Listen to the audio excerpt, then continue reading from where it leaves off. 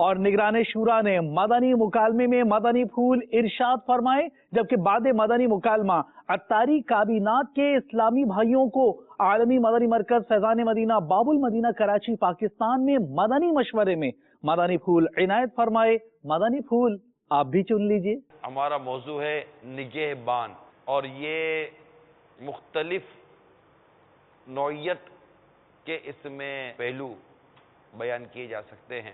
جو مال زوجہ یا اولاد یا نوکر کی سپردگی میں ہو، اس کی نگہداشت ان پر واجب ہے۔ بادشاہ نگران ہے، اس سے اس کی رعایا کے بارے میں پوچھا جائے گا۔ آدمی اپنے اہل و عیال کا نگران ہے، اس سے اس کے اہل و عیال کے بارے میں پوچھا جائے گا۔ عورت اپنے خاوند کے گھر اور اولاد کی نگران ہے، اس سے ان کے بارے میں پوچھا جائے گا۔ یہ غور کرنا چاہیے کہ ہم کہاں کہاں رسپانسیبل ہیں، وہ کون کون سے افراد، ذمہ داریاں یا اشیاء ہیں جو ہمارے ماتحت داخل ہوتی ہیں۔ نگران شورا کے بارگاہ میں عرض ہے کہ اپنی زبان کی نگہبانی کس طرح کیا جائے۔ اصل میں جس چیز کی نگرانی سب سے زیادہ ضروری ہے، ان ضروری چیزوں میں جس کو خاص طور پر بیان کیا گیا وہ زبان ہے۔ مارکیٹ جو نالج ہونی چاہیے کہ یہ چیز کتنے کی ملتی ہے۔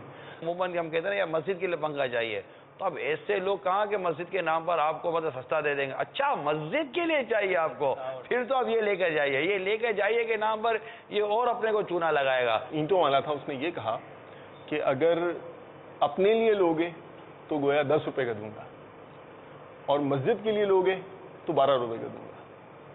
تو میں نے جب یہ سنا تو مجھے تعجب ہوا، میں نے کہا یہ کیا بات ہوئی، مسجد کے لیے تو اس کو سستا دینا چاہیے۔ تو انہوں نے مجھے سمجھایا کہ یعنی جو تمہارا پیسہ نا، تم تو اس کی نگہبانی کرنے کے لیے وہاں پر موجود ہو نا، تو مسجد کا جو چندہ ہے یہ کسی کی ذاتی ملک تھوڑی ہے، تمہاری جیب سے تھوڑی جا رہا ہے۔ ایک کاریگر تھا، وہ ہمارے یہاں الیکٹرک کا کام کرنے آتا تھا، تو ایک مرتبہ اس نے مجھے یہ کہا کہ اگر آپ نے کام کرانا ہو تو میرا 8 بجے اجارہ ختم ہو جاتا ہے، تو میں اس کے بعد آ کر جاؤں۔ پھر اس سے جب معلومات لی تو اس نے بتایا کہ جو ہمارے سیٹھ صاحب ہیں نا، وہ رعایت نہیں کرتے بلکہ قیمت زیادہ لگاتے، اور ان کا کہنا یہ ہوتا ہے کہ چونکہ مدرسے والوں کو چندہ بہت ملتا ہے تو لہٰذا یہاں رعایت نہیں کرنی۔ ماں اپنے کام میں لگی ہے کہ میرا بیٹا لگا ہوا کہیں باہر نہیں جاتا، بیچارہ موبائل فون پہ لگا ہوا ہے، اس پہ لگا ہوا ہے، یہ کہاں لگا ہوا کبھی دیکھا ہے، یہ کیا کر رہا ہے؟ ایک زمانے میں جو لوگ ان چیزوں کو پرموٹ کرتے تھے یا ان کی مطلب ایک طریقے سے سائڈ لیتے تھے، اب وہ خود اس سے بیزار ہیں، خود اس سے پریشان ہیں، اور ان کی مطلب یہ سمجھ میں نہیں آ رہا کہ اب اس کا حل کیا ہے۔ یہ کہاں جا رہا ہے، کہاں بیٹھ رہا ہے، کہاں اٹھ رہا ہے؟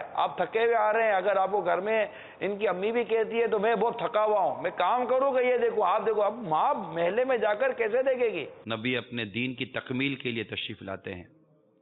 جب دین مکمل ہو گیا تو اب نبی پاک صلی اللہ تعالی علیہ وسلم نے دنیا سے رخصت ہونا تھا۔ اتنا زبردست نظام عطا فرما گئے، افراد عطا فرما گئے جنہیں ہم صحابہ کرام علیہ رضوان کہتے ہیں۔ اسلامی ریاستیں، اسلامی سلطنتیں کہاں کہاں تک پہنچی، اور کیسی کیسی ریاستیں اسلام کے جھنڈے کے نیچے آ گئیں، کیسی کیسی قومیں اسلام کے جھنڈے کے نیچے آ گئیں۔ میرے آقا صلی اللہ تعالیٰ علیہ وسلم کی شان یہ ہے کہ ایک بھی وہ کلمہ جو فضول ہو میرے آقا کی زبان سے ادا ہوا ہی نہیں۔ کیا گھر، کیا باہر، کیا تجارت کے نام پر، کیا غلام کے نام پر، کیا شادی کے نام پر، جس شخصیت کو سرکار صلی اللہ تعالیٰ علیہ وسلم نے ہمارے دینی امور کا امام بنایا، ہم نے انہیں ہمارے دنیاوی امور کا بھی امام بنا لیا۔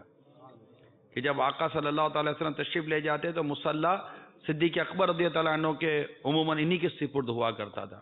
تربیت کا دین اور اسلام کے پھیلنے میں بہت اثر ہے۔ علم سیکھنے کے لیے سفر کرنا، جمع ہونا اور سیکھ کر جانا اور دوسروں تک پہنچانا۔ جب آئیں گے، بیٹھیں گے، سیکھیں گے، سمجھیں گے، آگے جا کر اپنا کام کریں گے۔ اللہ کرے کہ ہم دعوت اسلامی کو اپنے کردار، اپنے افعال وغیرہ سے فائدہ پہنچانے والے بن جائیں۔ تربیتی اجتماع پاکستان بھر کے ذمہ داران اور متعلقین میں 18، 19، 20 مارچ کو ہو رہا ہے۔